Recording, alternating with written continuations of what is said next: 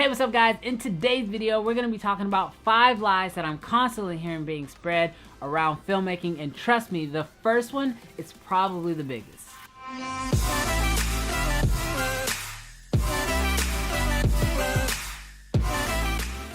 What's up guys, Brandon Washington here, and yeah, like I said, we're going to be talking about the 5 lies that I'm constantly hearing spread about filmmaking. Now, if you're new to the channel, make sure you hit that subscribe button because I'm always releasing videos just like this around tips and tricks as far as filmmaking goes, and so trust me, you're not going to want to miss any of those. But yeah, without further ado, let's go ahead and jump into these lies because some of them make me real upset. Alright, so the first one. The first lie that I hear all the time, and trust me, I know some of your favorite videographers, YouTubers, whatever, they always spout this, but that is your gear does not matter. I'm sorry to say this, but your gear does matter. I mean, quite honestly, you can't create anything without gear. Now, I know a lot of them are preaching, your gear shouldn't hold you back or your gear shouldn't stop you from starting, which is true. But as you grow, your gear should grow with you.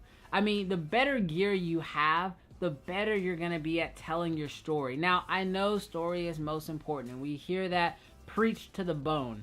But at the end of the day, if you don't have good gear, if you don't have a good assortment of lenses, of microphones, of cameras, better ways to capture your story, you're always going to be limiting your artistic abilities. That's like telling a painter that that their paint doesn't matter. It's about the idea, which isn't true. At the end of the day, a painter needs different types of utensils. They need different brushes, different paint. Some of them use acrylic. Some of them use watercolor. What you choose to use to create with is up to you, and your gear will matter in that process. Now, obviously, if you can't afford all this great stuff or you can't afford this great gear, don't let it hold you back, but let it motivate you to get that better equipment so you can create what you really want to create. So I personally believe your gear does matter. All right, so the second lie that I hear all the time, and this is probably the next biggest one, and that is don't go to film school. I am so tired of hearing people say don't go to film school. It's okay to say you don't need film school, but I don't like when I hear people telling people to not go to film school. See, film school is one of those really cool things that I wish personally I had the opportunity to go to, but I just couldn't afford it. Now, I'm not saying here it's worth going into debt for, but I am saying if you have the opportunity to go to film school, I strongly suggest that you take it, whether you have a scholarship or your parents are able to pay for you to go to school or you have some type of, college funding. If you can go to film school, why not go? When you're first starting out, it's super hard to get access to professional sets, professional cameras, working with talented actors and actresses and learning from the greats. And so when you're starting out, instead of struggling like I had to do, quite honestly, if you have the opportunity to go to film school and make that process easier, why not do it? Just go ahead and go to film school. Trust me, I believe it would make things so much easier. So although you don't need film school in this industry, it is probably a good idea to go ahead and go to film school if you can, because it will save you a lot of time in the process.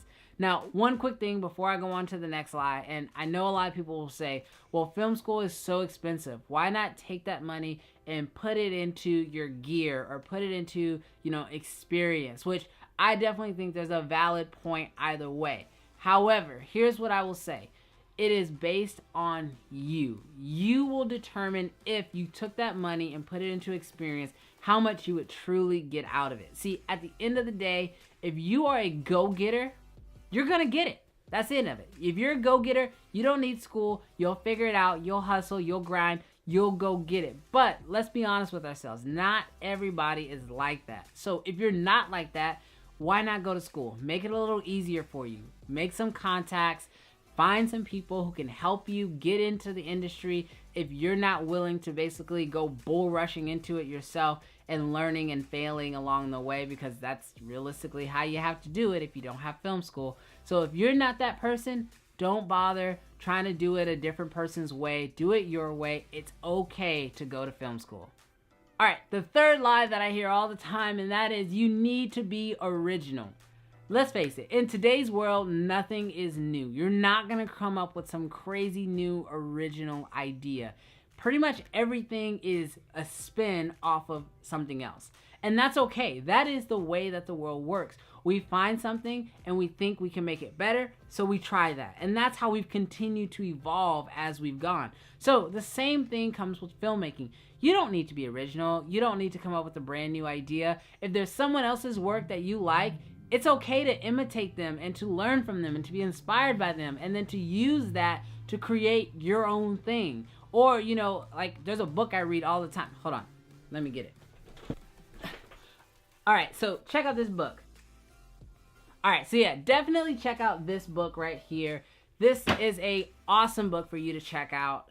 It basically tells you that you don't have to be 100% original. You know, it's okay to be inspired by other people's work. Now, obviously, you want to give those people credit, but it's okay to be inspired and to, you know, mimic. If you want to mimic my style of videos, or you want to mimic your favorite director, because at the end of the day, you just want to get better. And if you don't know where to start, it's okay to be inspired by someone else. Just don't be a blatant ripoff. That's all I gotta say. All right, here's the fourth lie. Now, this is a lie that I think I've debunked, but I don't know if this works for everyone. But the fourth lie is you need to specialize. This one's a real tough one. I honestly thought about leaving this one off the list. When I first started doing filmmaking, there was a lot of people that said you need to specialize in something. So if you're a wedding videographer, be a wedding videographer. If you're a music video director, be a music video director. If you are, you know, whatever it is, do that thing. Here's my issue with that. Every industry has highs and lows. And if you put yourself into one category where you just do that one thing, you're limiting yourself on future business, but also you're putting yourself kind of in a box where if all you do is weddings, but then someone wants you to do a music video and you feel like you can do a music video, if you don't have the music video work to show them, they're not going to want to work with you. And so this is one of the issues about specializing too early. See, I almost did this. When I first started doing videography and photography full time, I was just doing real estate. I was doing real estate heavy, 120% of the time, all real estate. Well, then I started having people ask me about doing other stuff. And I'd be like, oh yeah, I could totally do that. And they'd be like, cool, show me some of your work. And I would send them all this real estate video. And they would say, yeah, that's cool, but that's not really what I'm looking for. I think I'm going to go elsewhere. So I basically had to start over and rebuild my portfolio with new work. And that included me doing some stuff for free so I could build up my portfolio to show that there was other stuff I can do.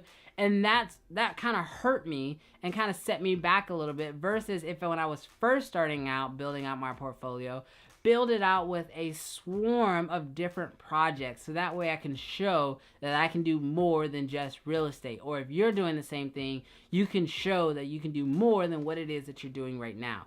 So personally, I don't think specializing is necessary, especially in today's world where there's so much stuff using video, that if you can show that you can do just a little bit of everything, it's going to open up way more opportunities for you, and you'll probably get more jobs. So I personally say don't worry about specializing. Now, the final lie that I hear quite often, and that is, if you want to make it big, you need to either go to LA or go to New York. This is something that I'm actually told by my own, like my dad. Like my dad actually lives in LA, and he tells me all the time, if you want to make it big, son, you got to come here to LA. Personally, I don't think that's true. I don't think you need to go to LA or New York if you want to make it big. Now, granted, yes, there are a ton of connections out in both places. However, do you have what it takes now to get those connections, even if you were there? That's an honest question you have to ask yourself. Personally, I don't think it's necessary to go to those places to make it big in those places. If your work is really good, let's say you just have the best edits, you have the best shots, you're the best DP or director. If you are really that good, then LA and New York should be calling you. See, in the world of today, the digital age, it's very easy to send an email, send a clip, send your demo reel out to agencies or whatever in Los Angeles and New York. And if your work is really that good and they want to work with you, then they will bring you there. See, that's the nice thing about today is like beforehand, it was hard for someone in Ohio to get discovered and to be brought to LA to, pursue their dreams. But in today's world, that happens quite a lot. Most big YouTubers actually, ironically, come from Ohio. So in today's day and age, you don't need to go to LA or you don't need to go to New York in order to be successful in this industry. Personally, I think it's actually better for you to just start to win in your current city. Win your city.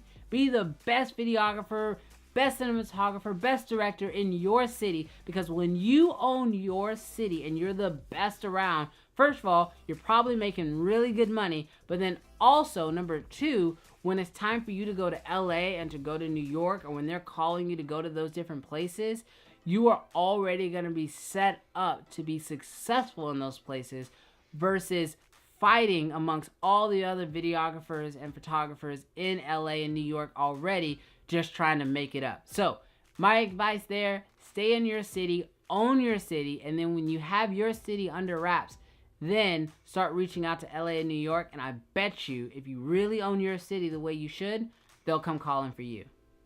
Alright, so those are my 5 lies that I think filmmakers are told on a regular basis. Now, if you disagree with me, that's perfectly fine. Leave those comments down below. I'll delete them later. But if you thought this video was awesome, definitely hit that thumbs up button.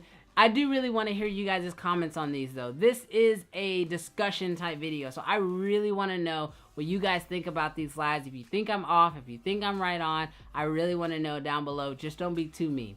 Now, if you guys, like I said before, are new to this channel, be sure to hit that subscribe button, because obviously you thought the video was somewhat helpful because you've watched it this far. So hit that subscribe button, and I'll catch you guys in the next video. Peace.